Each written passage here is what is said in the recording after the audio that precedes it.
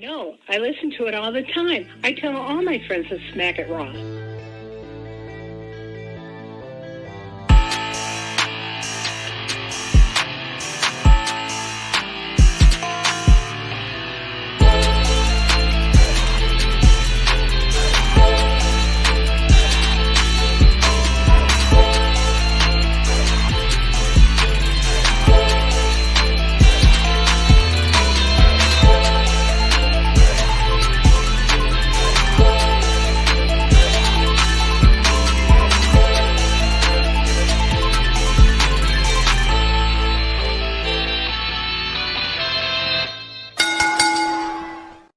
Following podcast contains mature content. The views and opinions expressed by the host are not necessarily those of the host. Listener discretion is advised.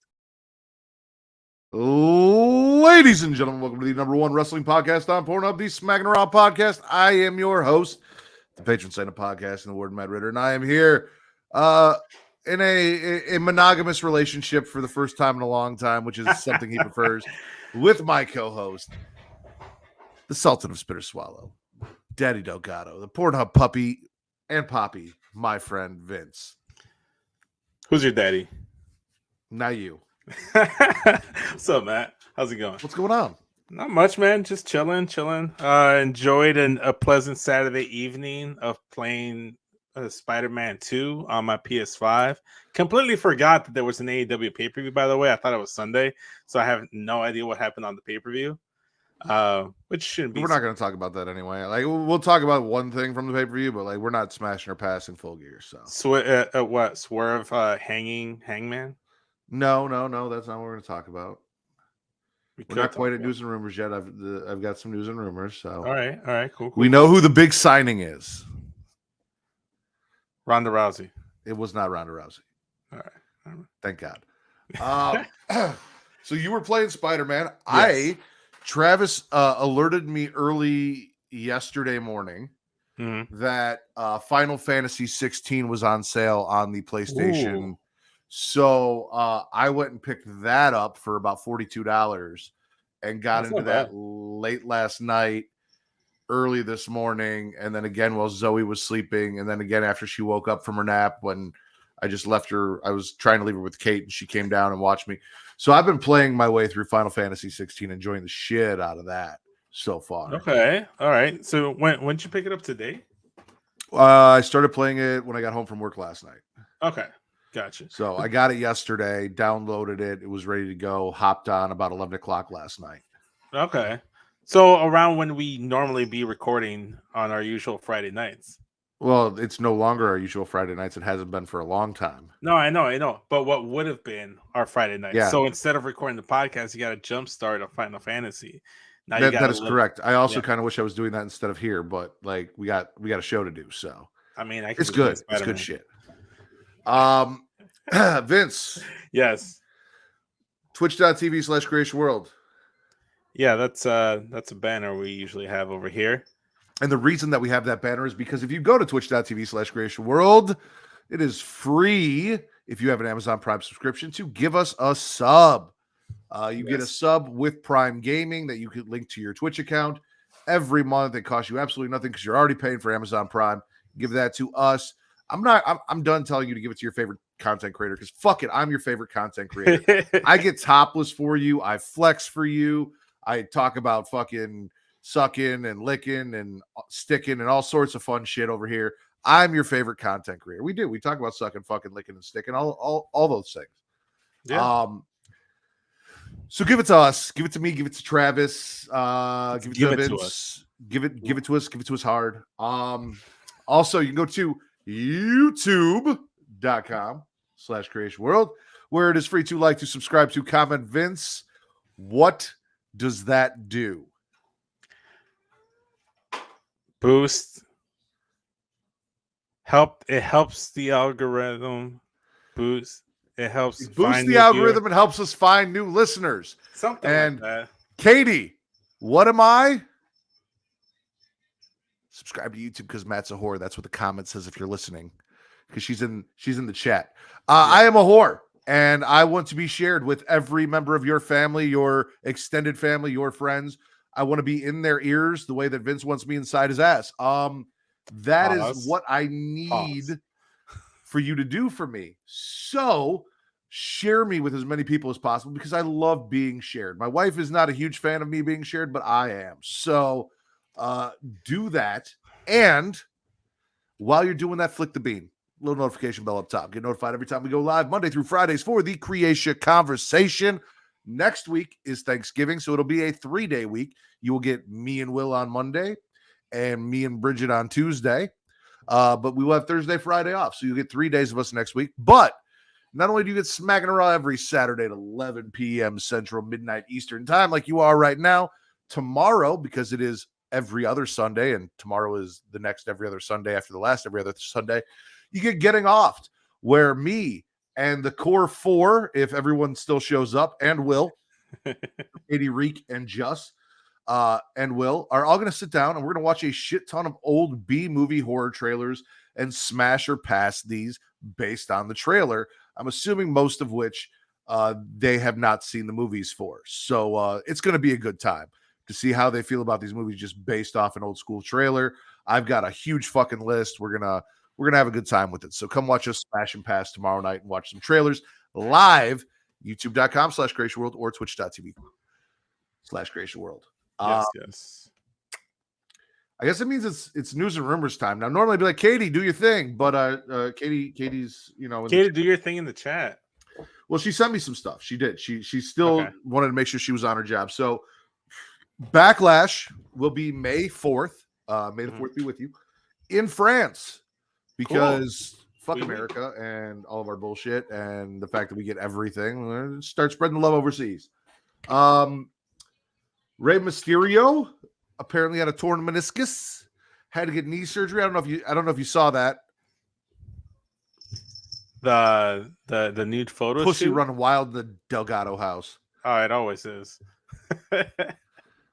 Someone's done doing their dishes. Hey, there he is. There he is. So yeah, Ray actually had to have knee surgery. My buddy John actually called me. He's like, so hey, is this like some bullshit or did Ray actually need to get knee? I'm like, well, Santos beat him up to ride him off TV so he could get the knee surgery, but yes, he needed knee surgery. So yeah. I like it. It's good. I mean, dude deserves to get work done and get healthy. He's what, like 57 now? Yeah. Yeah. Something like that. The man like needs Will a break. on TikTok. Yeah. He's cleaning bongs and listening to us. Listen, Will, there's no other way I'd rather have you listening to us than while you're, balls deep in a bong, getting it nice and clean. There you go. Kurt Angle says a movie about his life is coming. Okay. Not his life coming, but about his life is coming. Okay. Who would you want to see play Kurt Angle in a movie about Kurt Angle? That's a good question. I honestly don't know. What's Johnny Sins? I mean, bald Kurt Angle. Yeah, I could see Johnny Sins. I know that. Who's the dude? Who's the dude that plays Shaw in Hobbs and Shaw in the Fast and Furious franchise? I forget the dude's name. Jason Statham. Yeah, there you go. Jason Statham. Him. He's a little. I feel like he's a little too skinny to play Kurt, but okay. If we get into the dark days of his Perk Angle TNA days, then I feel like he'd be perfect for that role. Okay. Yeah. Netflix did like a Vicente Fernandez like Netflix show where they went ahead and have like multiple different actors play Vicente Fernandez, so they can have multiple different actors play Kurt Angle in different stages in his career. Yeah. Apparently Jason Statham is British. It's okay. Kurt Angle has a fondness for the British, or so I'm told. Something like that. Dakota is bushy, signed with AEW, so it's official. Okay. That is not the major signing, by the way. That's just a thing that happened. However, the big signing at Full Gear turned out to be, drum roll, please, William Ospreay. Boo. Who we've seen on TV multiple Already. times. You know, the Great Okan's secondhand man over there in the United Empire. Guess he won't be the fifth man for Team Survivor Series. Good. That's fine. I mean, look, the way they Tony Khan phrased it, what it made it seem like it wasn't necessarily someone that hadn't been on AEW television before, so that someone that finalized a contract with AEW, someone that was respected by the AEW fans. So it had to be someone that caters to the AEW fans. So it wasn't going to be Punk. It wasn't going to be someone like Dolph or even Mercedes Moné, because, you know, some people don't fucking like her like that. How did he sign an AEW contract while he's still under contract with New Japan?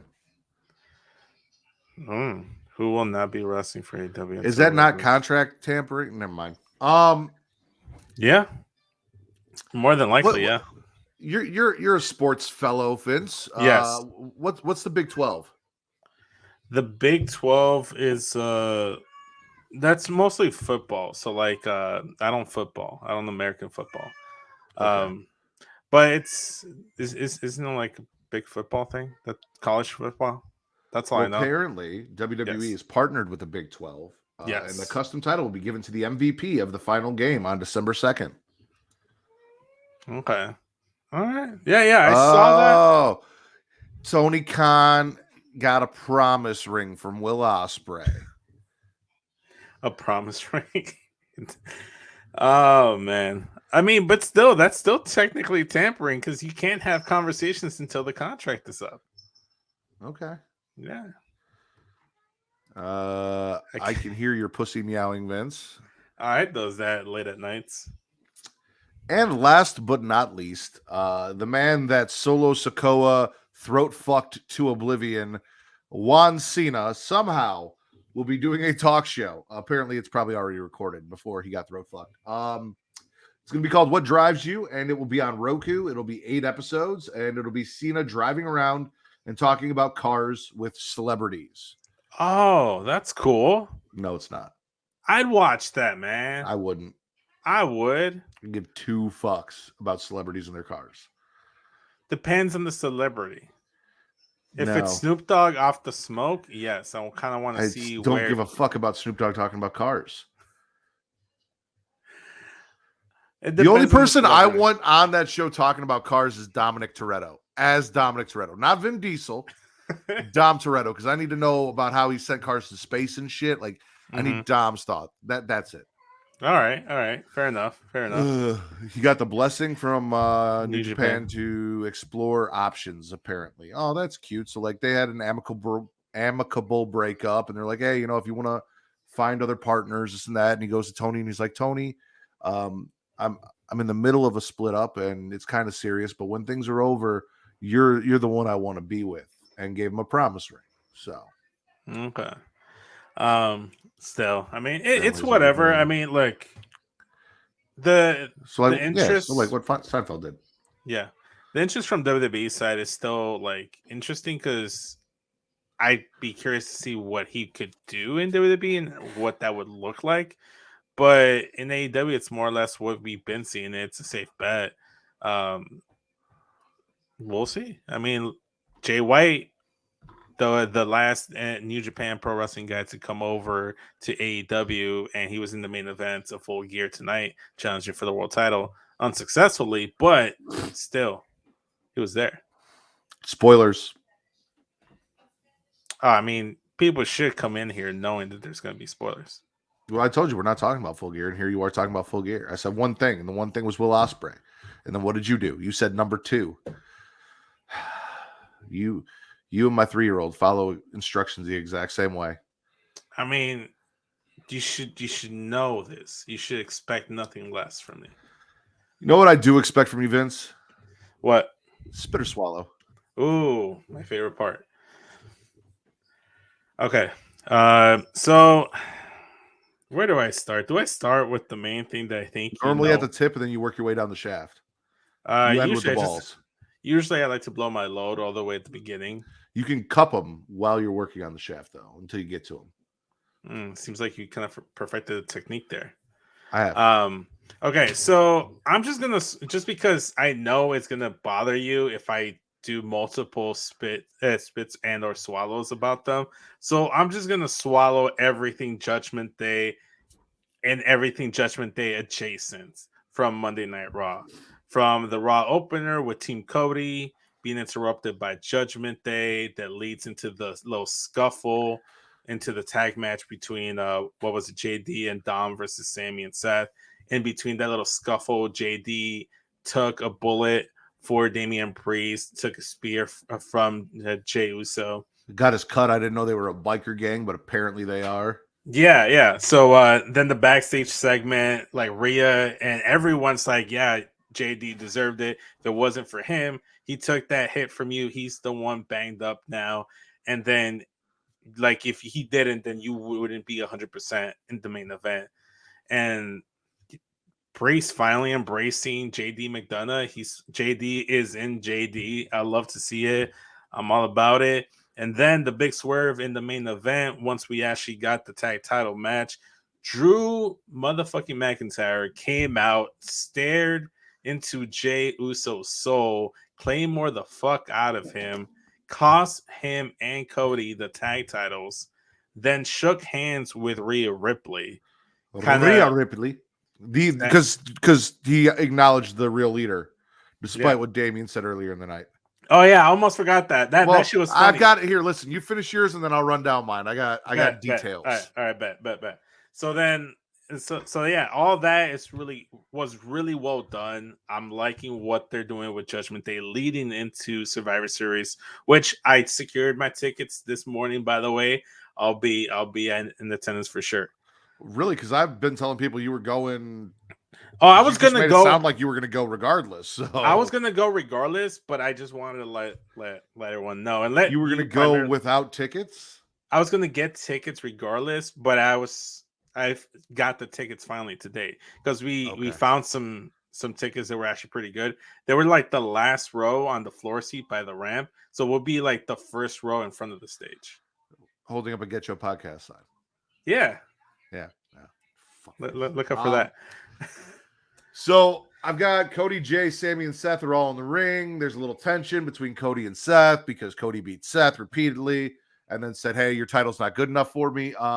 Judgment Day comes down. They're like, how the fuck are you four randos going to pull it together to, win a match? It's like, oh, they're only like fucking Cody Rhodes, Seth Rollins, Sami Zayn, and Jey Uso. So like, the secondhand man to Roman Reigns, motherfucking Cody Rhodes, the world heavyweight champion, and Sami Zayn. Judgment Day takes shots saying Sammy's a loser. Seth has lost to Cody repeatedly. Cody can beat everyone in the ring but can't win a fucking title. And Jay was in the bloodline and no one can trust him. Cody's like, you know what? Nice try, not working for me. But who's the leader here again? Oh, because Rhea's not here, so who's in charge? And Damien's like, I'm the motherfucking leader. It's like, no, you're not, bro. You're really not. We know what's going on, but nice try. Priest then accepts a challenge for JD and Dom versus Seth and Sammy, which Vince mentioned. We had that tag match. That ends in a DQ as Damien and Finn jump Seth and Sammy. And guess who's giving instructions? The leader of the Judgment Day, mommy herself, Rhea Ripley. And not only that, she went ahead and diffused the situation too by saying, you know what, Priest, you'll be the leader of Judgment Day in War Games. So she read that. If I can't be there to run shit, yeah, you're a great vice president to our biker gang. Yeah, Cody and Jay get involved.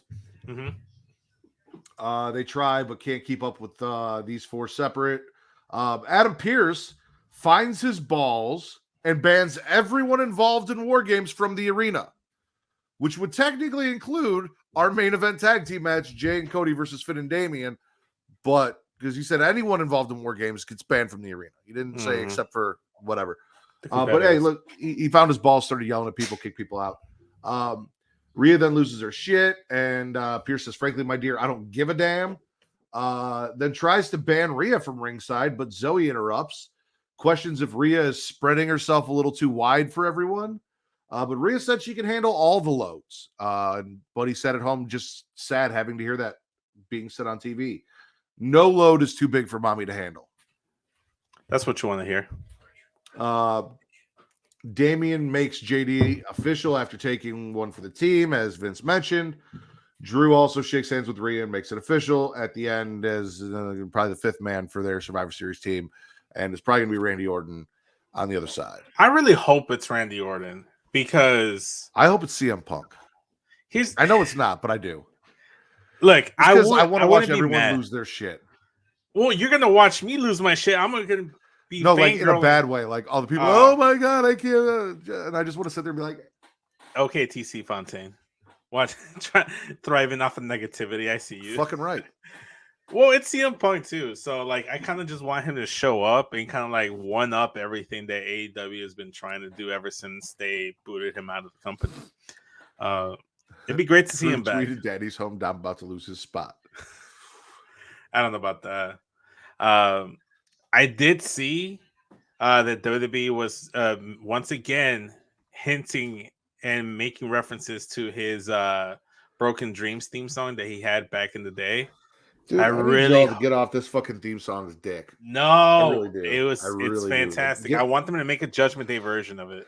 I just need I need everyone to get off old theme song dick. I really do. Speaking of which, Carlito, give him back his theme song. I wonder if get off old theme. No, that's a long title. We'll workshop it. Yeah. I am going to swallow Tegan Knox defeating Piper Niven. Yeah. Enjoying the women on Raw. They had a good match. The ghost of Tegan Knox's knees is alive and well. And got that win over Piper. And good for her, because even though she had Natty out there in her corner, which I don't know, man. Natty might be good. She might not be. You can't really tell. It's a week by week basis with Natty. She's female Big Show. Yeah. Well, I compare her more akin to a female Dolph Ziggler.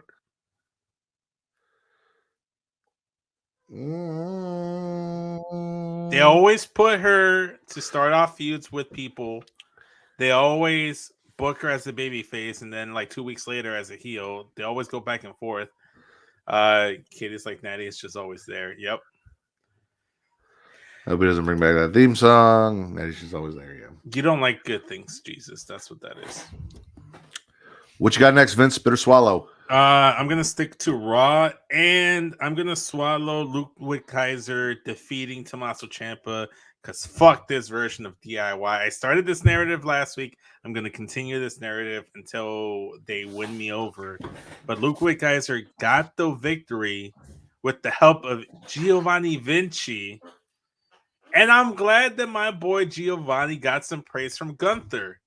Because for the longest time, he's always been the whipping guy. He's always been the dude that's taken all the flack from both Ludwig Kaiser and Gunther. He got some praise. He's the reason why Ludwig got that victory over Tommaso Ciampa. So shout out to my boy Giovanni Vinci getting some love. Sure. I won't say I'm in love with this version of DIY, especially them taking a loss. I did enjoy Kaiser getting kind of jealous over, Vinci getting some love, so yeah, I'll give you that. I'm gonna swallow Xia Li beating Indy into submission, adding another girl to her list of victims with a kick, so that they could no longer compete because they could not get to their feet. Becky then shows up, wants to fight, but Zia's like, it's not my time yet, and takes off. And then Becky's like, well, don't worry about it, because next week's going to be your time, whether you like it or not, bitch. Yeah. Oh, you know what? What? So this is actually something I was going to ask you, like, before we started actually recording, but it kind of, like, feeds into what you were talking about. With the stuff we're going to cover with what happened on SmackDown in regards to the Women's War Games development team, like the team's developing over there, Xia Li now makes sense as a temporary alliance on Team Damage Control. They already said 4v4. When did they say 4v4? When they made the match and they challenged them to a 4v4. You know what? I didn't pay attention to that part, but I hope that's not the case. I do want. I hope it is. Why? Because I don't want it to get too fucking convoluted. There are 4 members of Damage Control right now. They're brand new members. We don't need to add a random 5th woman. I'd hate for them to add Xia Li as a 5th woman because that's just racist. Just putting them all on the same team. And then they couldn't even find they barely found a fucking 4th. Who are they going to find to be the 5th? The person that everyone thought it was going to be and wanted it to be, but then it wasn't? Oh, we're not there yet. We'll talk about it. Yeah, we'll talk about it. Just a thought. If they do decide to go back on what they said and then do 5-on-5, Xia Li would make sense on the Damage Control side. You know what? Fuck it. Like, it's just you and me. We're here. Let's talk everything Xia and Becky. All right. So, like, all right. On top of the feud that they have going on Raw, Xia Li also had a tea ceremony that I wasn't really a big fan of. I'm not gonna lie to you. With Roxanne Perez. Roxanne tried to get her rocks off with Lash Legend, or I'm sorry, not Roxanne Perez. It was Valkyria, Lyra Valkyria. Yeah, Lyra Valkyria. It was what it was. We can have 4-on-4 women and 5-on-5 for the men. Switch it up, makes the matches different. I agree. So Zia's doing this whole tea ceremony. Shout out to Lyra though, because like Lyra showed up and Zia's like, I'm gonna make tea and you're gonna drink the tea, and she's like, I don't drink anything that someone else made me. I don't know what the fuck you put into that, so I'm gonna pass. That's smart right there. Good on you, absolutely. And then you like, if you don't drink the tea, I'm gonna fuck you up. No mercy. And I'm down for that too. So, but over on SmackDown, we had Damage Control, right? Damage Control existed. They're a thing. Bayley comes out and she's like, I'm so smart for adding Asuka. And then like everyone's talking in Japanese and Bayley's like, yeah, I don't know what you're saying. And Dakota's translating. She's like, well, they're just saying like, this isn't the new and improved Damage Control yet because someone in the ring isn't part of that group. And then Bayley got all scared and she's like, what do you mean? And they're like, Asuka, you haven't officially made Asuka a member yet. Oh, yeah, okay. Asuka gets made a member. Bayley did go down on one knee, kind of like she was proposing to Asuka with a t-shirt, which like there was a lot of Bayley, there was a lot of cringe, but that shit kind of made me laugh. And then EO is the one that challenged for the 4-on-4 at Survivor Series for the War Games match, which Dakota then again translated, and Bayley's like, yeah, that I wanted to do that. That's a great idea. Let's do that. And then they spend the night beating the shit out of every SmackDown woman that anyone talked to that they could. Michin got beat down, Zelina got beat down, anyone that they came in contact with. So finally they're like, listen, Charlotte, you got to make that phone call. And like, I didn't think she had Jade's number, but like part of me was like, it's going to be Jade Cargill. It's got to be Jade Cargill. Who the fuck else could it be? Because like Becky's got her Xia shit going on, right? Like I wasn't thinking. Also, Becky was like, it's a Raw superstar. I didn't think they'd bring. Not that apparently that fucking matters. It doesn't. It doesn't because Aldis kicked out Cody. Well, we're not there yet. Well, I guess we are there. Cody showed up on SmackDown. We talked about everything Judgment Day and got involved in some shit. And Aldis is like, "Hey, bitch, you got to get the fuck out of here now." And Cody's like, "Okay, bye." So I don't know what the fuck they're doing. What was Cody doing there to begin with, though? Don't worry about that, all right? Cody Rhodes is having his people's back. He's just not going to let people get stomped on SmackDown. No. So I meant like going back to the Damage Control part where Charlotte was having a backstage conversation with Bianca and Shotzi, and then Nick Aldis came up to them and said, you need to figure out who your 4th member is if you're accepting tonight. He goes into a room and Cody Rhodes is already there waiting for him. That's what I'm saying. What was he doing there already conducting business? What business was he conducting? A lot of people are saying it's going to be Randy Orton. What if Randy Orton isn't ready and it turns out to just be Kevin Owens? Because that makes sense too. If they allow a Raw superstar to be in one War Games match for the SmackDown side, vice versa, I guess. So anyway, Charlotte, well, first off, Shotzi ran out there like a fucking kamikaze and decided she was going to jump Damage Control on her own. Bianca and Charlotte came out, had her back. as you said, Nick's like, hey, you guys got to figure out who your partner is tonight, which is some bullshit. So they come out and Charlotte starts going into her little speech, and she's like, I know a thing about turning your back on your friends. And then Damage Control comes out, and then Becky shows up, and it's like, oh, yay. Becky's yeah. And don't get me wrong, I love Becky Lynch. I love the man. This is one of the most underwhelming picks, in my opinion, that we could have gone with for the last member. Like, I thought maybe we were going to use Nikki Cross because, you know, she's been doing that weird gimmick where she's just like a fucking, like her head's in a hole, like a glory hole thing and a table, and she's just hanging around. That's all. Like, I had a lot of options as to like who we could have done. I thought maybe they'll pull somebody up from NXT. Like,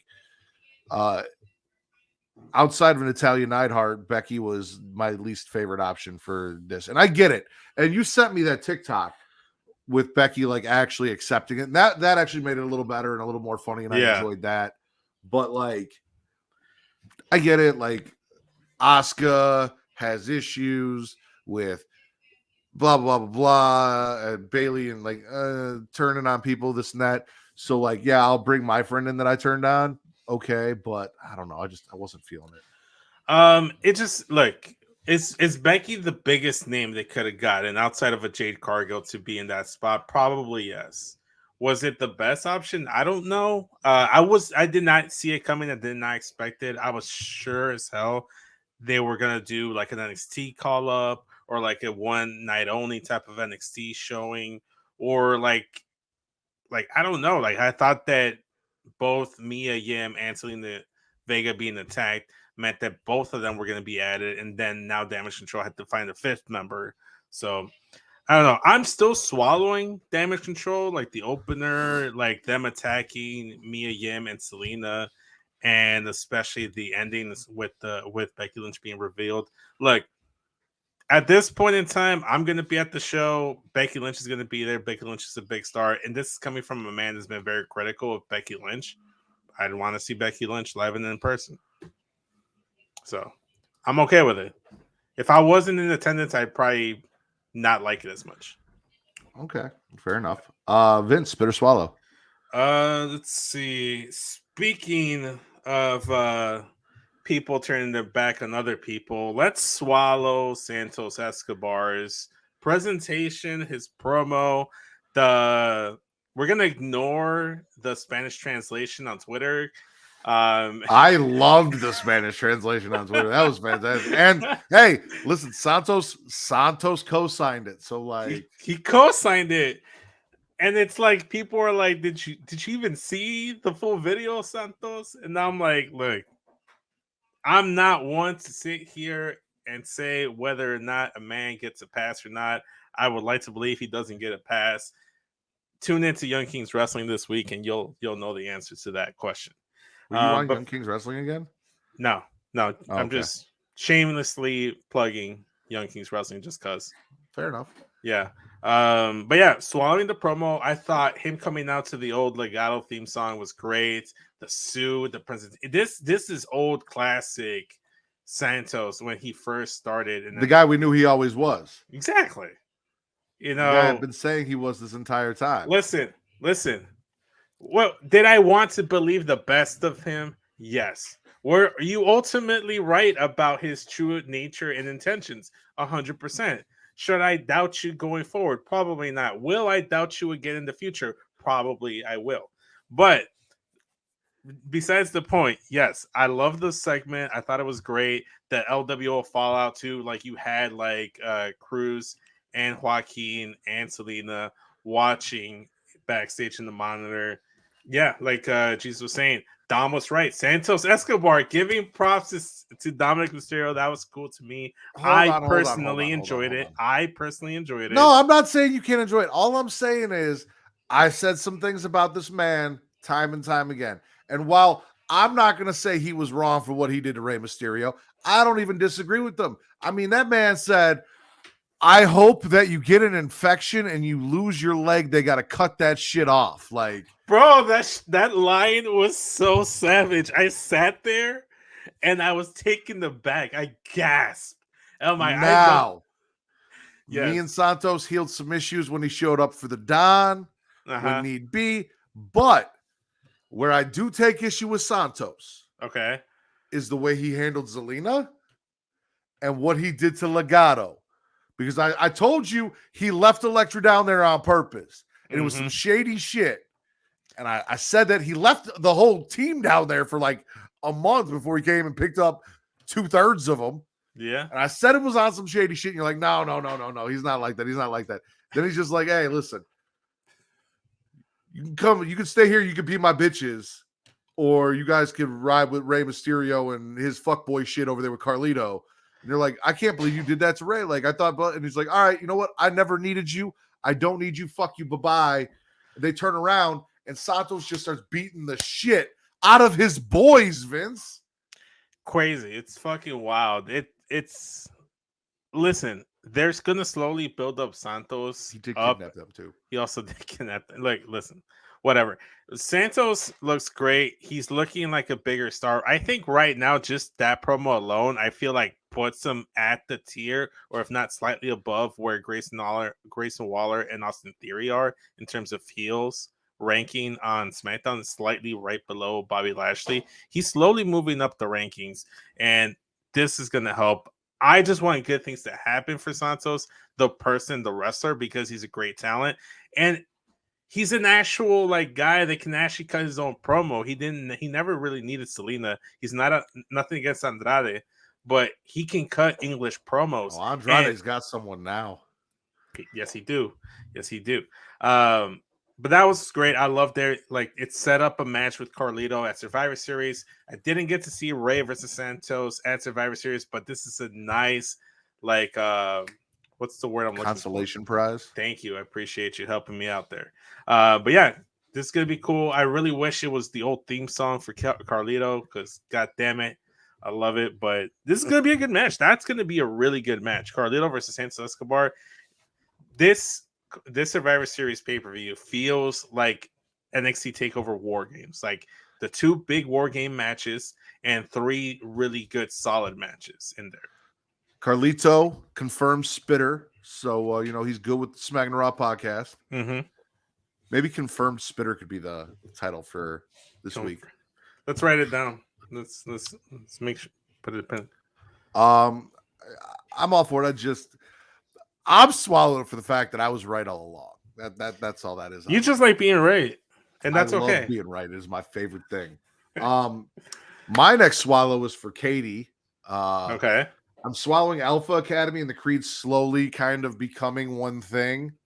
Like the Creeds are like, hey, we're kind of like you guys, and if you need us, we're here, and blah blah blah. The only thing I don't like about this is Akira Tozawa. I'm not about the fucking stupid little dance with the belts, and Akira Tozawa's not doing it for me. Listen, no. I love that Tozawa dance. Tozawa, that's nasty. Trash. I love it. Listen, man, you sit there and you over here, you pump iron, but you're hating on Tozawa pumping iron himself. Yeah, because what I just lifted weighs more than that belt. I don't know what Jesus is talking about. I'm swallowing his LAX reference. I'm not sure what he meant by that. I'm not sure what you meant. Did you catch that Santos called Cruz del Toro by his original Joaquin? No, Raul. He called him Raul and Joaquin. Yeah. So it was Raul Mendoza. So he called him Raul. So I'm really hoping he gets his OG name, Raul Mendoza, back. Maybe not. Hope so. But yeah, I'm with so you. yeah, Creeds, spitting Tozawa, swallowing the Creeds, joining Alpha Academy. I don't think they're joining, but it's a partnership. It's an alliance, I also really enjoyed the on NXT with Alpha Academy coming out and Metaphor being like, "Oh, your next opponent is gonna be," and they start putting it, and they think it's Otis, and Maxine's going off talking about all this stuff, and then all of a sudden, you hear former Olympian, it's like, wait, Otis wasn't in the Olympics, was he? And then they find out that it's Chad Gable, and they lose their shit because they had already accepted the match. That was fun too, because I am not feeling Metaphor. Have not been, period. It's not for me. No, but quick swallow there, just to piggyback off of what you were talking about with Metaphor. Shout out to Lash Legend getting that win over Roxanne Perez and advancing to NXT Deadline. Did not see that coming, but I'm not mad at it. Yeah. Yeah. Can you read that for me? Yeah, Santos said orgullosamente latino hasta la muerte y después. So that's the opening line to LAX's theme song. I could read that part. Okay, so that's what he meant by that. Okay. Yeah. Just need a refresher. Yeah, okay.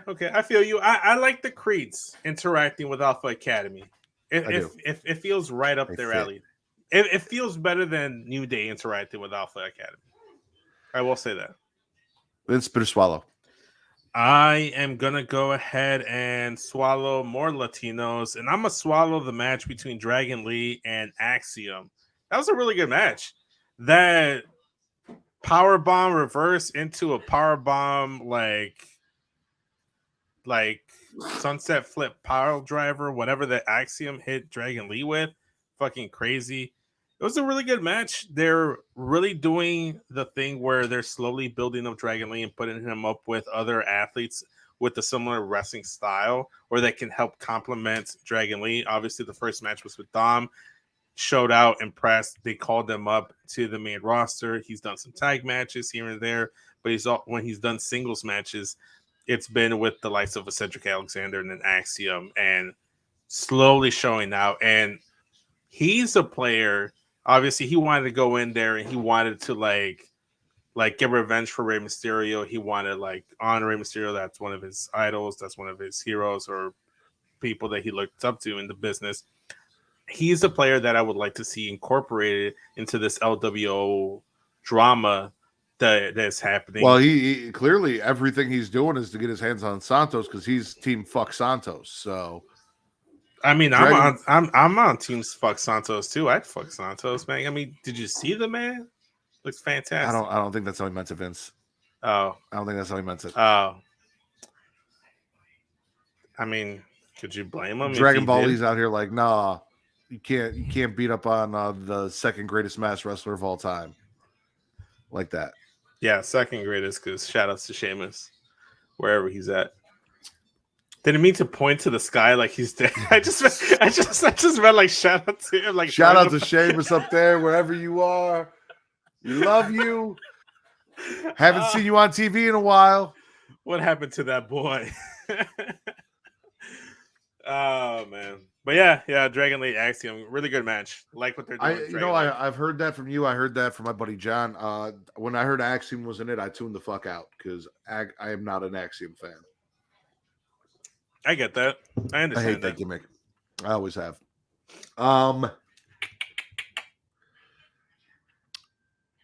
You don't watch AEW. I'll go to AEW. You know what you should do? You should run down AEW for me like you used to do back in the day. Well, if I had taken notes for AEW that way, then I would have. But seeing as we talked about it now and AEW's over and I didn't take notes that way, that's not going to happen. Okay. However, yes, I am going to swallow the fact that Next Strong, Roddy Strong, knows what the fuck is up, calls up Adam Cole. He's like, Adam, I know who the devil is. It's MJF. Because he knows that it's motherfucking MJF. And he's going to be right. He's going to be right. Because it's the only thing that makes sense is for Roddy to be right and for this all to play out that way. Shout out to Roddy. I love Roddy, man. He's really turned the corner. He's found his way. Adam! So yeah, no, that is my next swallow, is swallowing Roddy, being on team Max is the devil. Because if not, fuck Maxwell Jacob Friedman, because this is awful if he isn't. I mean, the only other alternative, so I have not been keeping up with the full entirety of the storyline with the devil, who they've attacked, how many devils there is, like alliances, whatever. But I did see that there was an Austin theory out there that what if it was indeed Adam Cole and they were forming some sort of like reformation of like Bullet Club Maine with the Bucks, with Hangman, with Bullet Club Gold, with Adam Cole as the new leader. I don't fucking know. Who the fuck wants that?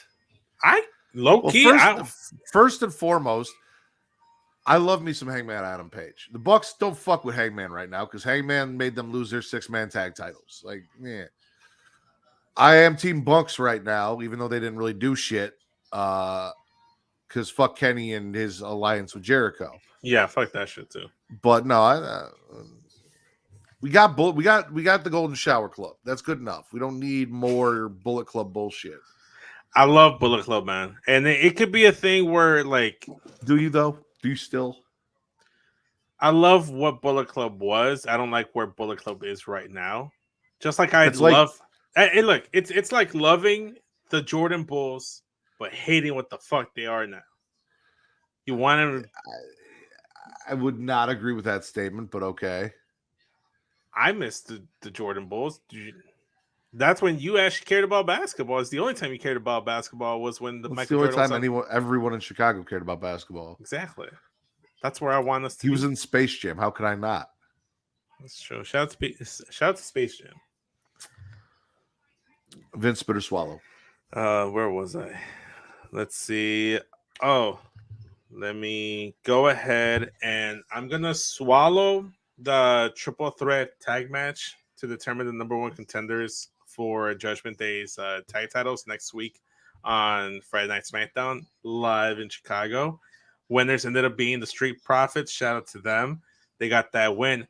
But the tension afterwards between Rich Holland and Pete and Butch, that was interesting because I saw a lot of people talking about, could this be the first steps into Butch becoming fully on Pete Dunne again? And if that is something that they lean towards and head towards that avenue, I'd be so for that, because give that man his full name back. Let Butch stick around. Like, I don't hate Butch. It's just, it's hard not to call him Pete Dunne because that's all I fucking know. So I want to see the return of the Bruiserweight. But the triple threat match was great in of itself. I was actually rooting for Pretty Deadly, to be honest. Of course you were. Yes, boy. Why would you root for the Street Profits, right? Listen, I love Bobby Lashley. Yeah. But I'm not fucking with this. This is like, listen, I love Bobby Lashley, but D'Lo Brown should never be world champion. That's what I'm hearing right now. Listen, D'Lo Brown never really felt like a world champion level superstar. Oh, you're so racist. While that match was going on, yes, over on AEW, we had Miro smashing Daniel Garcia. So here's what's going on, right? So CJ Perry comes back and she wants to manage Rusev, and Rusev's like, no, you're a distraction. I want nothing to do with you. She's like, all right, well, if you're not going to give me some dick, I'll go get some dick somewhere else. And she got that dick. She got that Andrade dick, that El Idolo dick. El Idolo dick could also be a title. I don't know how we can put dick in there. Maybe El Idolo, like eggplant emoji, but anyway. Daniel Garcia comes out and has a match with Andrade, gets in CJ's face last week and starts doing his little, air hump dance, Mm-hmm. Miro is like, no. Like, listen, I'll deal with Andrade in that whole situation. Whatever my wife wants to do, she's on her bullshit. I'll handle that. I dealt with Bobby. I can handle Andrade, right? Mm-hmm. But you, Daniel Garcia, you do not thrust your penis in the general direction of my wife. And he proceeded to go out there and beat Daniel Garcia from pillar to post. Don't get me wrong. Daniel Garcia got a little bit of offense there near kind of the end before he got choked the fuck out. But Miro went out there and smashed that man for just air humping in the general direction of his wife. And I was all about it. You as a married man, me as a soon-to-be married man in a few months, how do you not sympathize with Miro and be like, no, don't fucking air hump in the direction of my wife? I know, I agree. I that's why I'm on board. That's why I'm swallowing Miro. I'm all about that Miro, don't thrust your dick in my wife's direction energy. Also, CJ's in the back doing a little interview with Lexi Nair and Andrade, and she's like, yeah, so I went and talked to Tony, and I got Andrade into the International, Intercontinental, Inter-Promotional, whatever bullshit classic, the stupid round robin shit. He's going to be in there. And Andrade, tournament. if you win, you get a bonus. And Andrade's like, whoa, hold on. You went and talked to Tony. Like, you didn't even talk to me about putting me in this motherfucker. You went and talked to Tony Khan. I don't know how I feel. And then she like whispered in his ear real quick. And he's like, you know what? Okay. Yeah, no, we're good. I'm in. What was the bonus? Well, here's the thing, Vince. In my notes, I have, where did that go? It's down here. It very much felt like Too Fast, Too Furious. So you remember like when Ja Rule's sitting there in his car and she comes up and she's like, hey, whether you win or lose, you get this. This is yours. But if you win, you get her too. And then he loses. He's like, Monica. Like, that's how this felt, right? Like, I feel like she's like, listen, win or lose, you still got me. But if you win, I got friends. I got hot, flexible friends with Bulgarian husbands who aren't putting out in tanks anymore that'll come fuck you. I do have this question, man. Like, a lot of people gave a lot of flack to WWE when they did this whole cuck storyline with Miro and Lana. But now in AEW, it feels like it's the same energy. I'm not saying it's the same storyline, but it feels like the same energy. And it's just like I don't know. Tony Khan be like rehashing shit that wasn't working in WWE and doing it in AEW. First and foremost, the only people that have an issue with WWE doing a cuck storyline are people that are getting cucked, and they took that shit personally. Probably. They're like, this hits way too close for home, and I'm very uncomfortable with having to watch a man like Bobby Lashley fuck a white woman when my white wife is out. Anyway, that's why people took it personally. Okay. I thought you were gonna go into a segue with it because I was gonna ask you. It's like, oh, what was the bonus? And I was like, well, the bonus was that you get a free year subscription to patreon.com/creation world, where for only $1. $1. Great segue in about 8 minutes. Wow. Halfway through the show. Oh wow. Well, I kind of looked at the live ticker and I forget that we started live before we actually recorded. Yeah. Proceed. Vince, spit or swallow? You know what? I'm gonna go ahead and swallow the promo like segment in general featuring Paul Heyman, Solo Sikoa, and just the Bloodline stuff minus Roman, including like LA Knight coming out and like having words back and forth. The only thing I didn't like was LA Knight's attempt at rapping. Not good. Not good at all. But Paul Heyman effortlessly dropping bars was not on my bingo card for 2023, and it snuck in there in the final 2 months of the year, which is crazy. But that whole segment was great. They made Solo Sikoa feel like a megastar, no pun intended, and bigger than what he was even a month ago or like 2 months ago. Like Cena came in there and he made Solo legit, even more than he already was. He compared him to Taz, the most dominant like wrestler in ECW, and like someone that Solo should kind of like model like how he should carry himself. The Candace of Taz back in ECW was amazing, and that's who Solo could be. He could be on that level. And mind you, I was wrong about it because Cody came out for this and saved LA Knight, which isn't anyone that's in the fucking Survivor Series match. None of his boys, nothing to really, other than like it's still fuck Bloodline, and I want Roman's title. Like, so, and that's why Cody got kicked out for coming out here and saving LA Knight from getting jumped by Solo after LA Knight defeated Jimmy. I mean, Nick Aldis, get better security, my guy. Stop letting your top stars getting assaulted by the Bloodline. Whoever's in the chat, let me know who won the TBS title match between Chris Statlander, Julia Hart, and Sky Blue, and if Sky Blue went through with it. Who won it? Julia Hart. Did she? And was it because Sky Blue? I don't know how or why, but I just saw the graphic that she won. Will, Will, you're watching. Tell me if Sky Blue, if Katie's agenda was pushed because see, Julia Hart. Was it because of Sky Blue? Did Katie's agenda get pushed? Did Sky Blue assist Julia Hart in winning? Because here's the thing. We had a match, right? And I'm swallowing it just for the agenda, right? Like Sky Blue qualified for that triple threat match over Red Velvet, joining Stat and Hart. The match wasn't great, but we needed Sky Blue in that match for aesthetics reasons as well as just like for narrative reasons. Like Stat hit the finish on Blue, Hart hit Stat and stole the pin. Well. Zoom tight for the audio listeners. You're just supposed to talk and not let people know that I'm sneezing, Vince. That's why I muted it. If I wanted them to know I was sneezing, I would just sneeze into the fucking mic. Anyway. Zoom tight. So it didn't necessarily go as planned, but it could still play out. We'll see. Because Sky Blue was also like, fuck Julia Hart, but mostly fuck Stat. I want that title.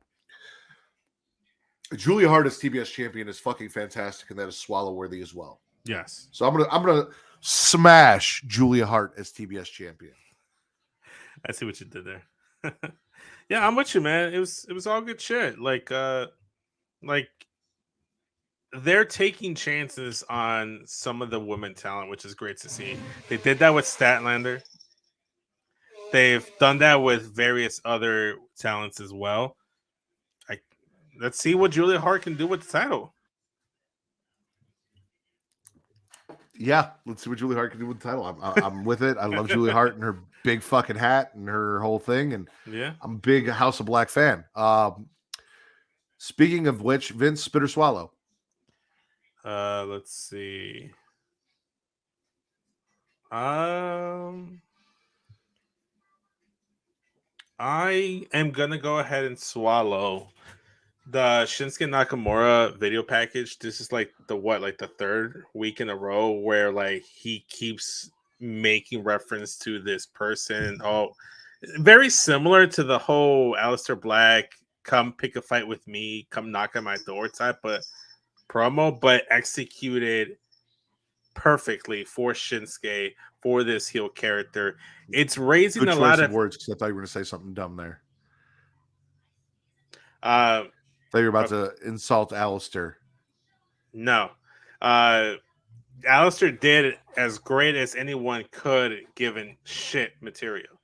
But they've done well trying to build up who this person is that Shinsuke is talking about. I'm very much interested. A lot of people are speculating that it's CM Punk because Shinsuke is used to GTS a few times in his matches. I don't think it'll be Punk, but it'd be interesting to see. I'm interested to see what they're going to do with him. And in the meantime, he's feuding with Alpha Academy members. First, he took out Akira Tozawa. Now he's took out Otis. He got the win, and then he goaded Chad Gable into picking the fight. That's looking like where they're going to go next with Shinsuke. That might be the match on Monday Night Raw. Both Chad Gable and Shinsuke Nakamura. He's just lining out and taking out Alpha Academy. And I just like Shinsuke. They finally figured out how to properly book him. Now, if only they can figure out how to properly book him to win matches and big titles. Yeah, I agree. As Vince's pussy is singing in the background.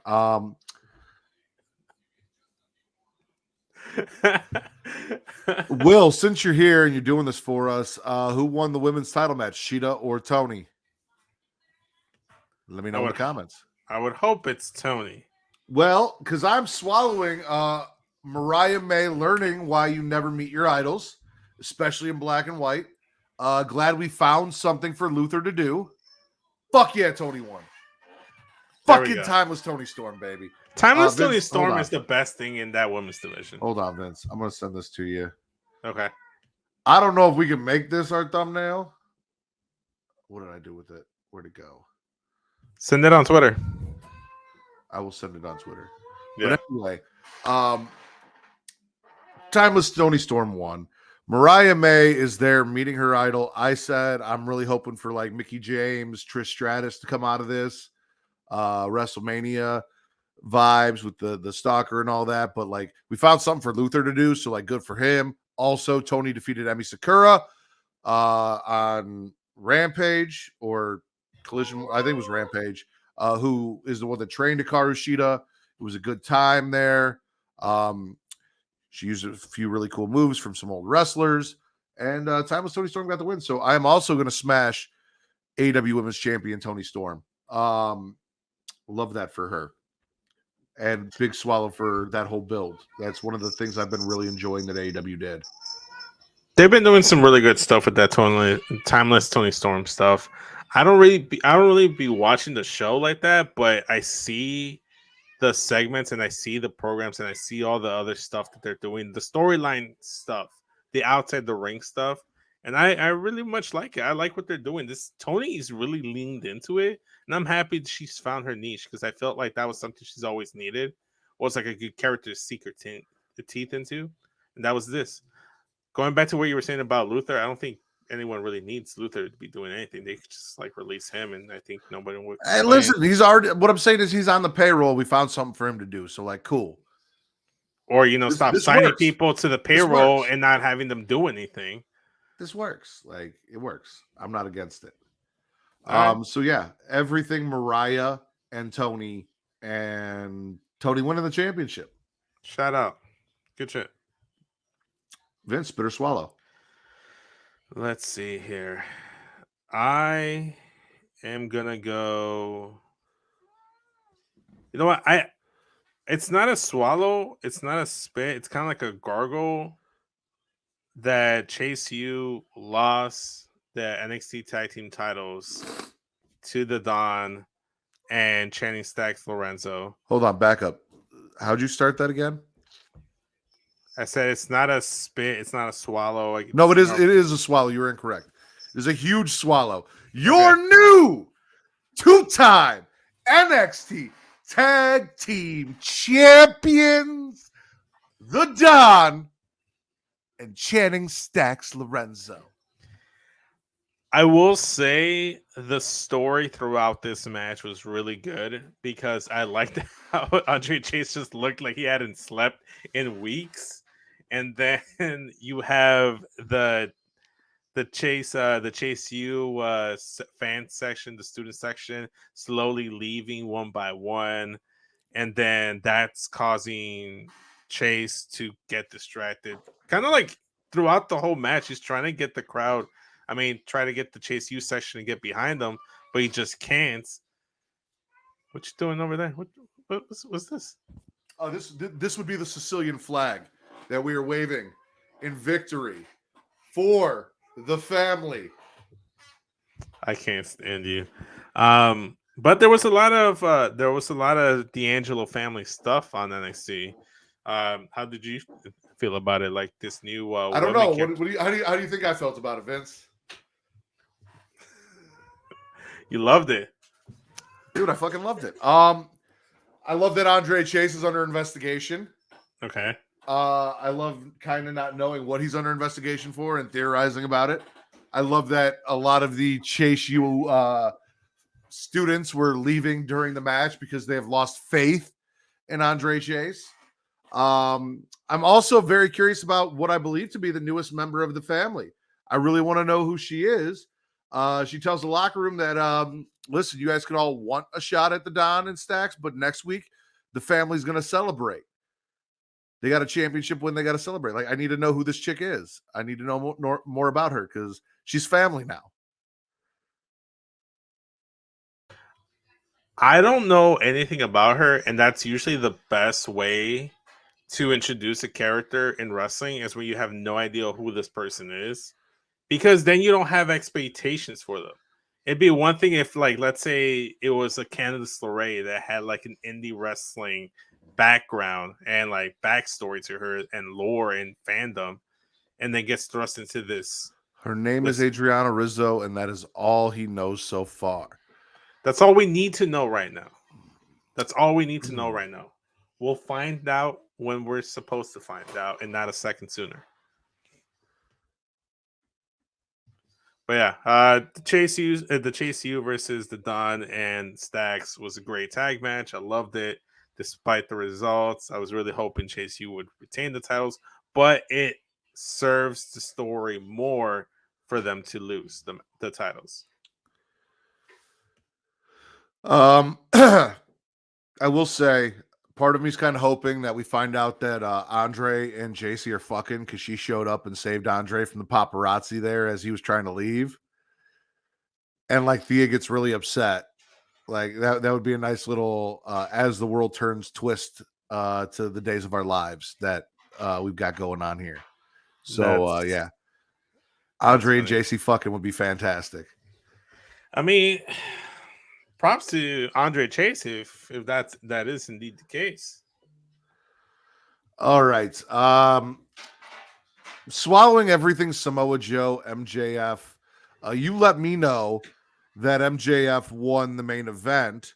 I'm assuming Samoa Joe and MJF retained MJF's tag team titles in the buy-in. Will or Jesus, someone please let me know. Yeah. But we got Joe beating a jobber and then once again being like, hey, Max. Yeah, they retained. The offer's still there. You ain't got nobody else. I'll be your tag team partner. MJF ends up getting dropped by the Golden Shower Club, comes out apologizing to the Acclaimed, refuses to take Joe's offer pretty much because I thought he was scared. And if he isn't the devil, this whole thing sucks balls. Then we move over to Collision and Dynamite. And we've got Max at the end of Rampage. Rampage, not Dynamite. Or Collision and Rampage, not Dynamite. Max brawling with the Golden Shower Club, finally accepting Joe's offer when he comes out, shaking hands. They retain the tag team titles. Max retains. They ran an injury angle with Max after the match is what Jesus is thinking. So he might be hurt going into his match with Samoa Joe. And I already said I need Samoa Joe to take that belt off Max because I want to see Samoa Joe as my fucking AEW World Champion. So I've been wanting to see that from the moment he had that match against Punk at Wembley. I'm like, this man should be world champion. I'm all for it. I enjoyed the build. I enjoyed the fact that they won. Give me more. Give me more. Yeah. Vince, spit or swallow.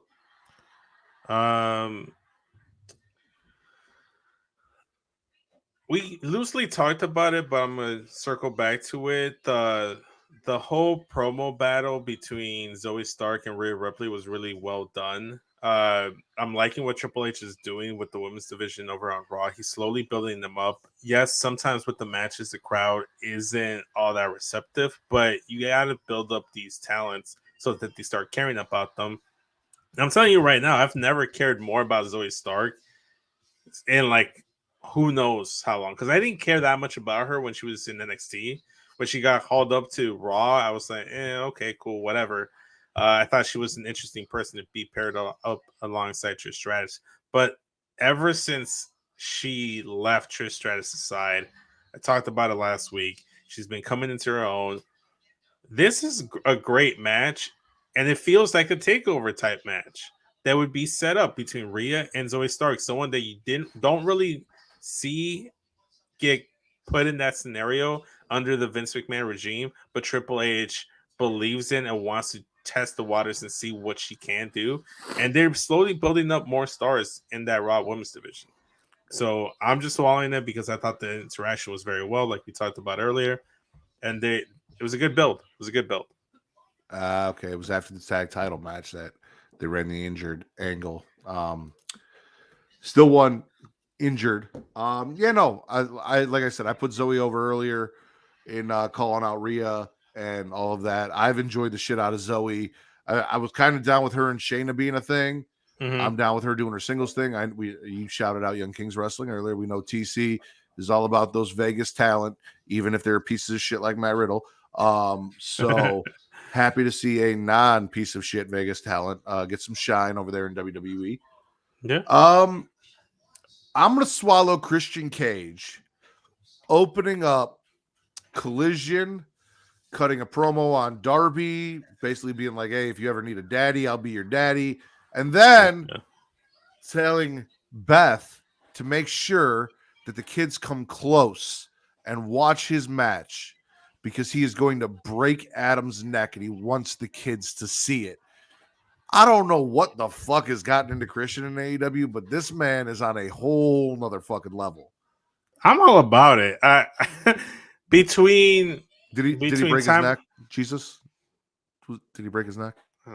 Between Timeless Tony Storm, Prince Nana's dancing the Source theme song, and Christian Cage, these are the three best things going on in AEW right now. And Christian, who would have guessed Christian being one of the top things going in AEW right now? I love it. Apparently, he ran away at the end. I will say this though, because I didn't mention it, but you kind of reminded me of it because you were talking about dancing, right? And earlier we were talking about Daniel Garcia dry humping the air in CJ's general direction. Yes. When I was watching Miro versus Daniel Garcia, I felt like I was watching Rusev versus Fandango back in WWE. Okay. Like Daniel Garcia with the dance and even just like his general demeanor kind of resembles Fandango a little bit. So like I feel like they did a story where like Fandango was dancing and Rusev got jealous and went out there and beat the shit out of Fandango for dancing in or around Lana. I feel like that was a thing. Maybe it wasn't, but I feel like it was. It feels like something that probably did happen, but I can't like recall it. I have no recollection of it.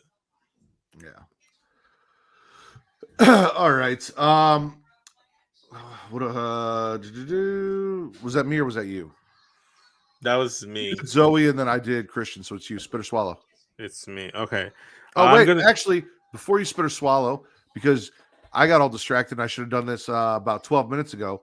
Ladies and gentlemen, if you are watching us live, I want to thank you for watching us live here, wherever you're watching us, whether it's YouTube or twitch.tv/CreationWorld. But you can go to patreon.com/CreationWorld. And there, for just $1, you now get 3, count them, 1, 2, 3 podcasts for $1.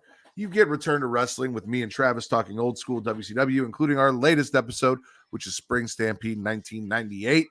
You get Travis and Mara over on Multiverse talking animated DC films, including The Killing Joke, which will be their latest episode. If it's not out, it'll be out very soon.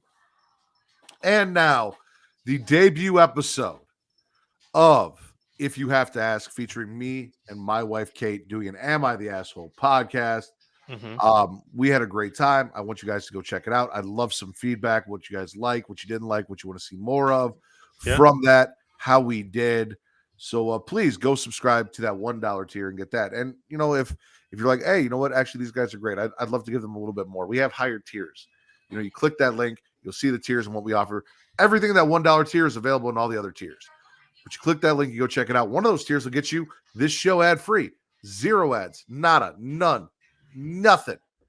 If you go do that, then you don't have to worry about, you know, hearing the same ads over and over again, week in, week out. You can just watch the shows without them. But if you're here, you know, we have great sponsors.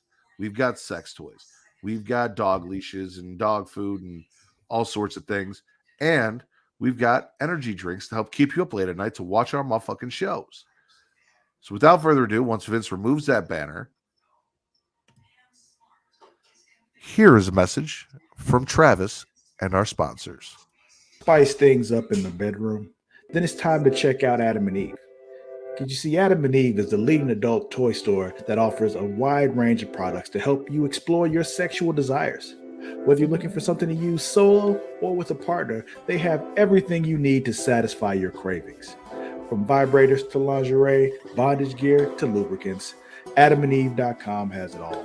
And the best part, you can shop with confidence, knowing that all their products are of high quality and backed by a 100% satisfaction guarantee.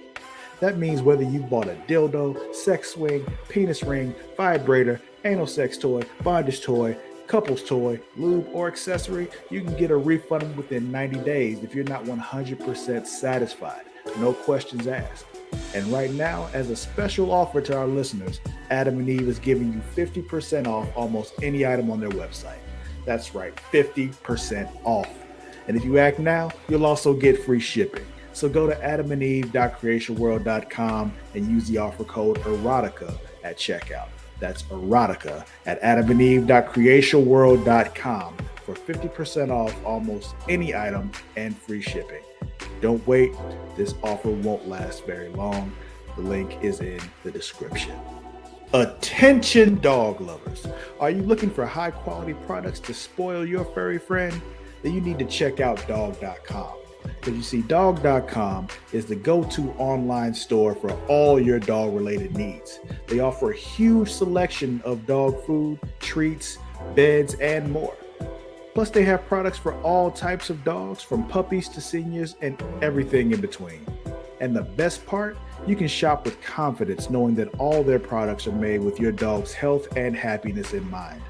Dog.com only stocks top-rated brands that you can trust, so you can rest easy knowing your dog is getting the best. And right now, as a special offer to our listeners, Dog.com is doing a big warehouse clearance sale. And all you have to do is go to dog.creationworld.com and you can get up to 80% off on all sorts of items like toys, treats, bones, harnesses, bowls, leashes, and anything else you can think of. So go to dog.creationworld.com and take advantage of this sale right now. Spoil your furry friend with the best products from dog.creationworld.com today. Link is in the description. Are you tired of feeling sluggish and unfocused throughout the day? Then it's time to try DUBBY, the ultimate energy source. DUBBY is a powerful clean energy drink that is designed to help you stay alert and focused no matter what life throws your way.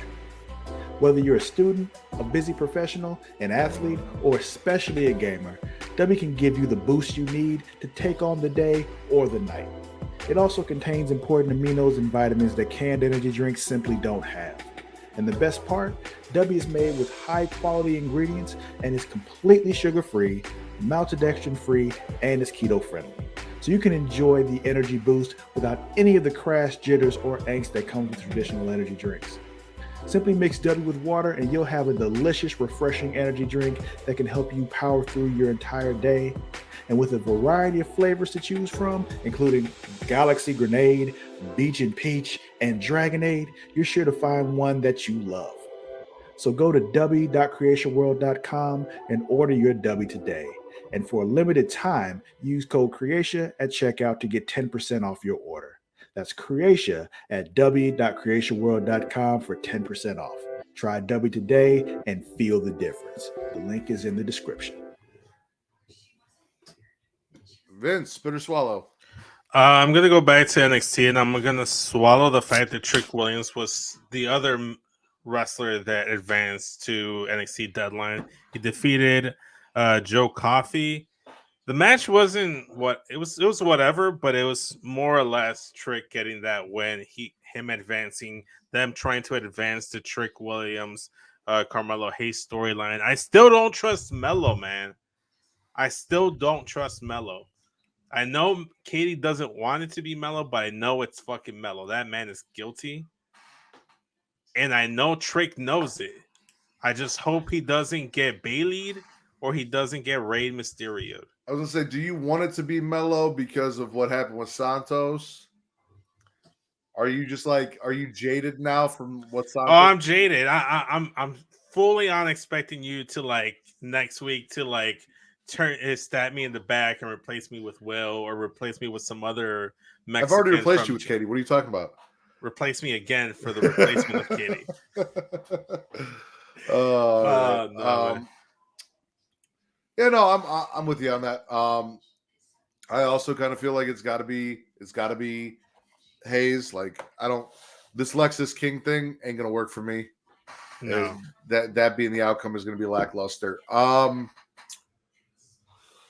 Trick also defeated Joe Coffey, qualified for the Iron Survivor. Mm-hmm. So that was a big plus. Love that. Let's see.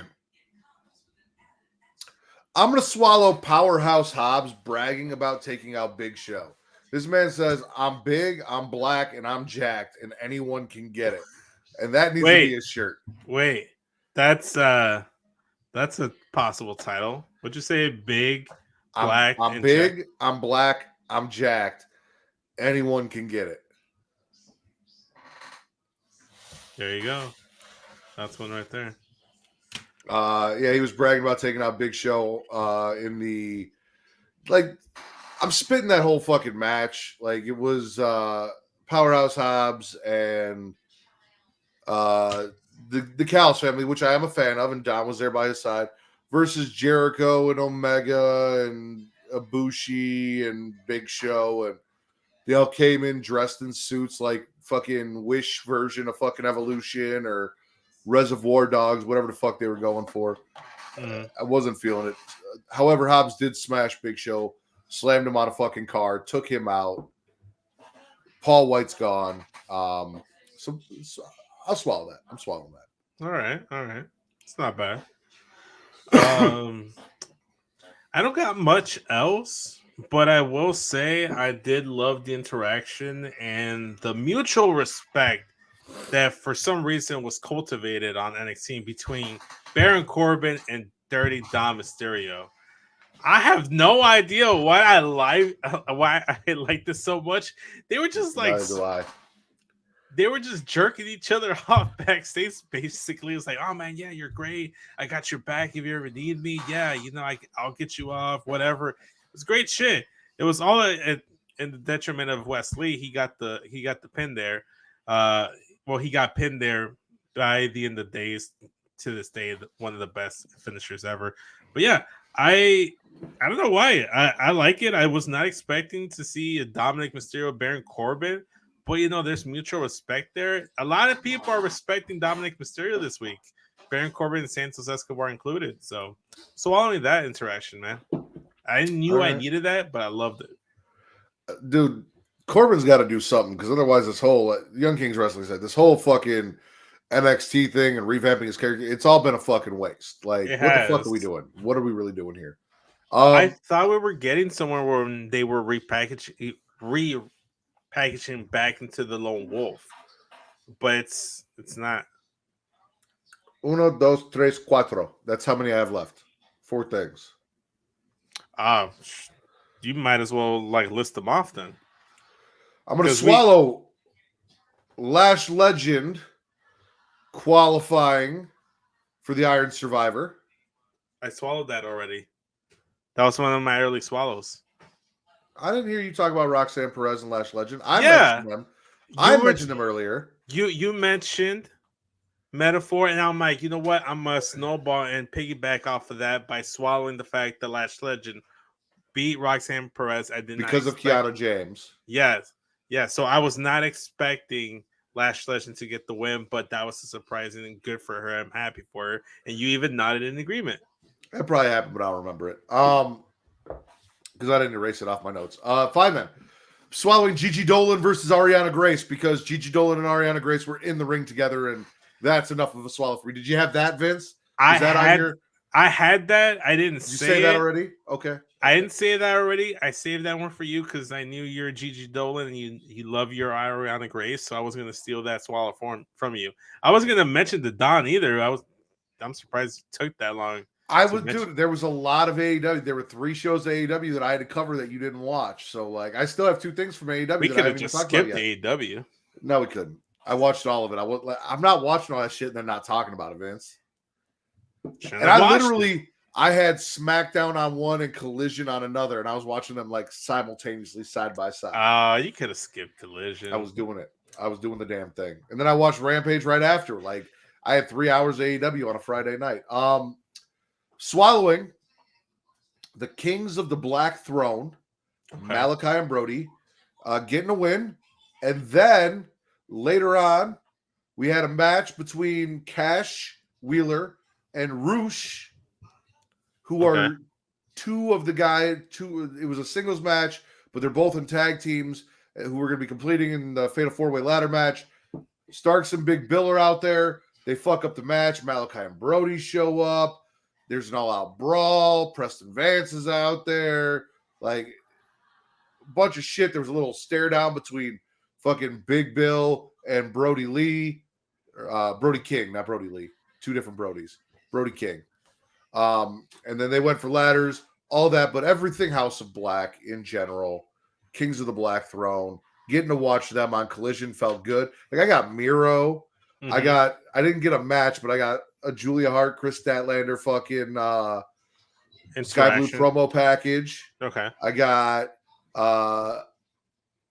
Kings of the Black Throne. The only thing I was missing was CM Punk, and it would have felt like old Collision again because it was all my shit that I wanted to watch on Collision. Yeah. And then last but not least, tag team match. Second one of the night. Technically, it was two separate shows, but second one of the night. Saraya and Ruby Soho lose to Hikaru Shida and Chris Statlander, who both lost their titles tonight. During the match, Ruby gets knocked down. Will Parker comes out. He's got a little love thing going on with Ruby Soho. He's checking out her, making sure she's okay. So she's distracted. Saraya's stuck in the ring, gets taken out, loses the match because Ruby and Angelo are trying to fuck, and cock blocking is going on. So, yeah, Saraya's not happy. I'm not happy with Saraya, so it's all right. She can stay mad. And that is it for me, Vince. You got anything else from the week in wrestling? Oh yeah, I'm gonna spit the fact that Tony Khan likes to throw his money away and decided to sign Ronda Rousey and have her debut on a. He didn't sign Ronda Rousey. Well, he contracted Ronda Rousey to make an appearance on Ring of Honor pre-taped television to do some angle with Ember Moon, right? She did a tag team match with Marina Shafir. So everything that Ronda has done since leaving the WWE has been to team up. Freelance, Rev Pro, Ring of Honor has all been to team with Marina Shafir. Now, I don't know if it was from Rev Pro or Freelance or if it was. No, I meant like she's like a freelance wrestler. Oh, yeah. Okay, she's doing freelance. All right. Because there is a freelance pro wrestling, and I know you dabble a little bit in the Chicago Indies, so I thought that's what you were talking about. Oh, no.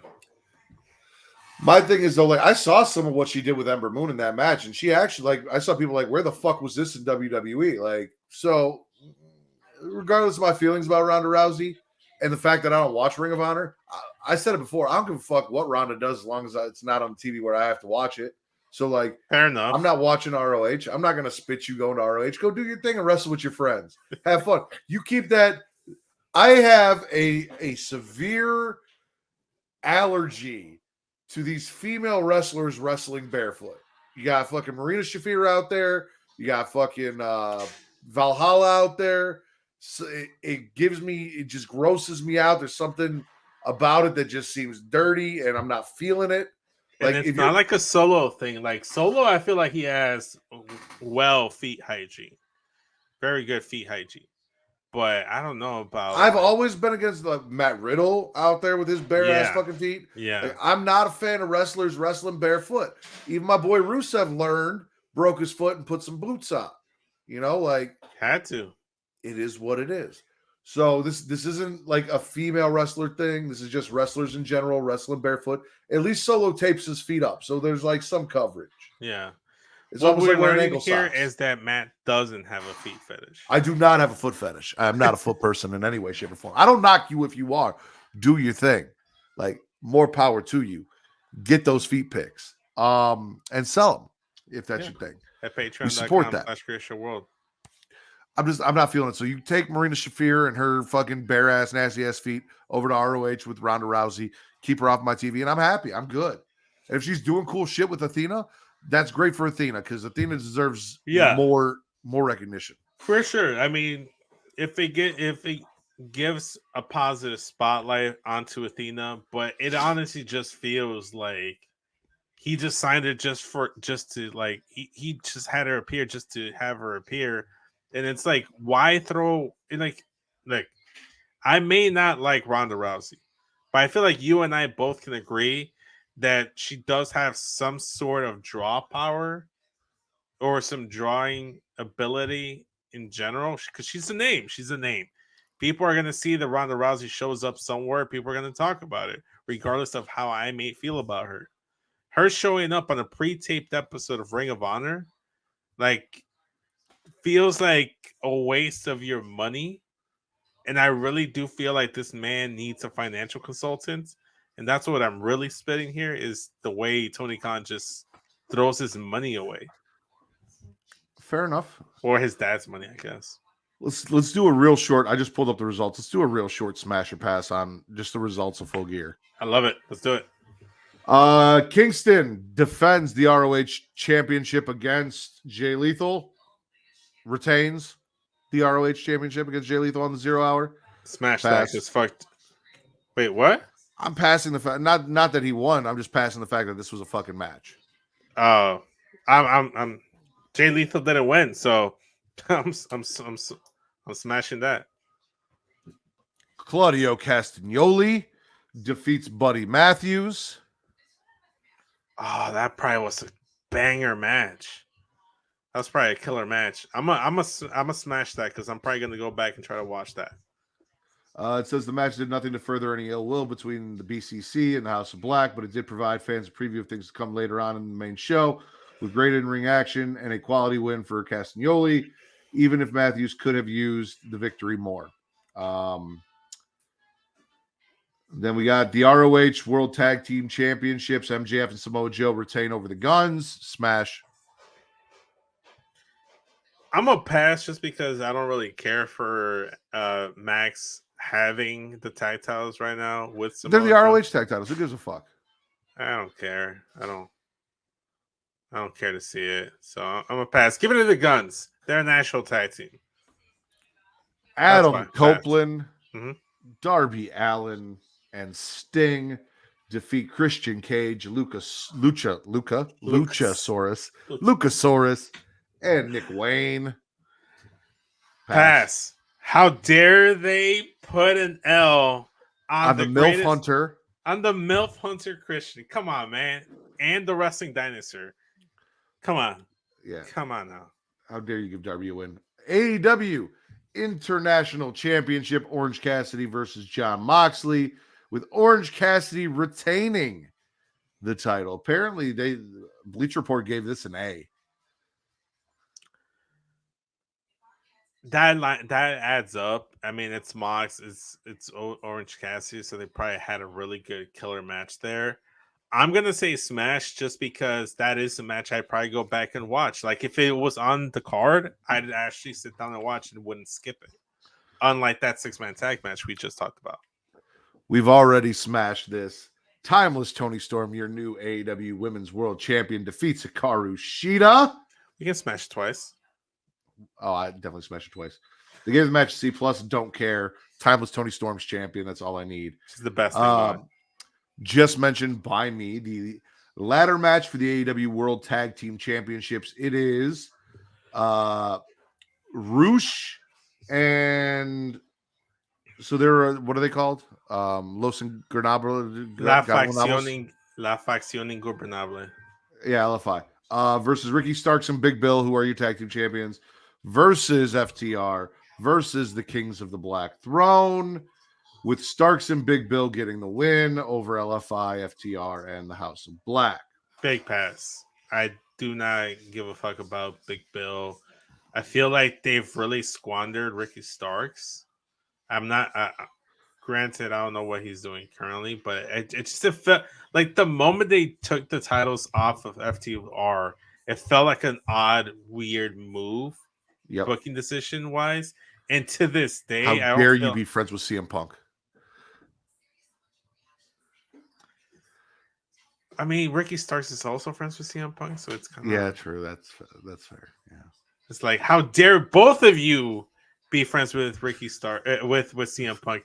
Ricky Starks is only one person. Big Bill, you don't like CM Punk, right? Okay, cool. That's good enough for me. Like, I don't get it because it seemed like they were setting up like another match, like the fourth match with the Bucks, and then the Bucks had this title shot for forever, and we're gonna talk about it in a sec. But the whole booking of this tag team division is just complete dog shit. So I was reading a little bit here. Okay. Also already smashed this. Double smash. Julia Hart defeats Chris Statlander and Sky Blue to become the TBS champion. It says Sky Blue entered the arena to new theme music. Yes. With a new look, completing her transition from the more generic babyface persona to this darker version. As long as she still has the shorts, I'm still going to smash. She did. I need to see this entrance. And depending on how she looked, that might have to be our thumbnail. We'll see. AEW's latest signee / Texas death match, Hangman Page versus Swerve. So the Osprey announcement, smash or pass, gargle. Yeah, he was pretty much already there. Gargle, smash or pass. I'll just leave the room. It's one of those things where like I'm just gonna walk in and walk out. But Texas death match, Swerve versus Hangman. I actually saw clips of this on Twitter with like staples and shit, and them fucking each other up. This is a blood feud. Swerve was in this man's house talking to his child and shit. I'm gonna smash. I'm gonna smash it too, just because I saw that Prince Nana had like a great entrance with And like Swerve won. And Swerve won. Dude, shout out to Swerve, man. They're building up Swerve. Like I'm over here like criticizing a lot of AEW, but they're doing Swerve right. They're doing Swerve right. I should have done this a while ago. This was supposed to be here the entire time. I fucked that up. No. Huge pass. Kenny Omega and Jericho defeat the Young Bucks and take their AEW Tag Team Championship match bullshit. Stupid. She switched from a snapback to a crown. Ooh. Jericho and Omega winning that match. Pass. Hard pass. Huge pass. Can't pass it enough. Fuck that. And then our main event, which they what?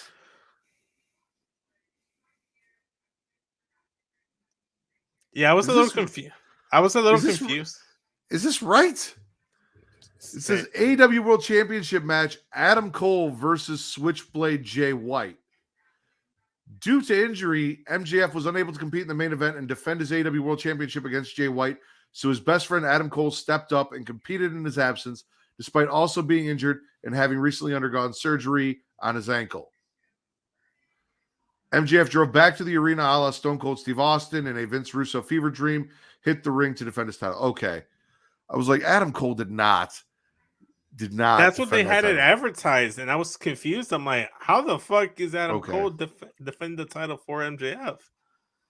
And what happens if he successfully retains it for MJF? Is it kind of like keeping my seat warm or like holding my place in line type of scenario? Or is it, this is my spot now, move, bitch? MJF won, which I knew was going to happen. Samoa Joe needs to take that belt off him. So that's a smash for the guy that does the Sister Abigail not as good as Bray Wyatt. Losing the match. I'm not going to smash it, but I'm not going to pass it. I'm going to cuddle it. You can cuddle it. I'm going to cuddle it. Overall, just based on the two women's matches, smashing Full Gear. Yeah, it sounded like a good pay-per-view. Outside from like the tag matches that I don't really care about, the Jericho and Kenny versus the Bucks, and of course the 6-man tag with Team Darby, Adam Copeland, and Sting versus Christian. Aside from that, everything seemed like it's all good shit. All right, Vince, what was your favorite show you watched this week? It's gotta be SmackDown, man. It's gotta be. Man, that's tough because Raw had some good Judgment Day stuff. Yeah, but SmackDown had Santos. SmackDown had Damage Control. I'm gonna give it to SmackDown just because they had slightly bit more. Like I only really swallowed the Judgment Day stuff. And granted, it was spread throughout the show, but I'm going to say SmackDown because of the Santos stuff with LWO. Then you had the Damage Control stuff, which I liked, plus the Dragon Lee match, and then the promo with Paul Heyman, and then LA Knight match with Jim Musso. So, yeah, SmackDown. I'm not going to get up and do it again, but I'm picking NXT because the family and the tag team titles. Just pretend I'm waving that Sicilian flag like I was earlier. Yeah, there you go. Because I put it away and I'm not going to get it. Wave that Sicilian dick around, man. I will. Vince. Yes. Where can they find you? They can find me on Instagram and Twitter at SCSVince. The link tree in my bio takes you to everything that used to be Straight Talk. So all the archives of Straight Talk is still there. Go ahead and check out past episodes, even though right now it's defunct. Go check out Get Your Podcast. Go ahead and check out Smackin It Raw. All the links in my bio. And hit up Vincent Survivor Series if you're there next weekend. Yeah. Pornhub.com/model/creation world. Ladies and gentlemen, that is still my favorite place for you to find us. We still have Pornhub exclusives there that you can go watch. It is still the coolest fucking thing about this show is that we are the #1 wrestling podcast on Pornhub. Everything Creation World can be found on Instagram, TikTok, and X at It's Creation World, ITSCREATIA World. Also, creationworld.com is back. It is up. You can go there and it'll get you links to everything you want from us. You guys can follow me on Twitter only at Matt Ridders, at MATTRIDDER, or at Getting Offed. Matt Ridders for your wrestling content. Getting Offed, which again, tomorrow, same time, 11 p.m., come join us, is for your horror content. And everywhere else, that's Instagram, Blue Sky, Threads, and TikTok at Smackin It Raw. For Daddy Delgado, the Pornhub Poppy, the Sultan of Spitter Swallow, my friend Vince, I am the patron saint of podcasting, the Warden Matt Ritter, and this has been your #1 wrestling podcast on Pornhub.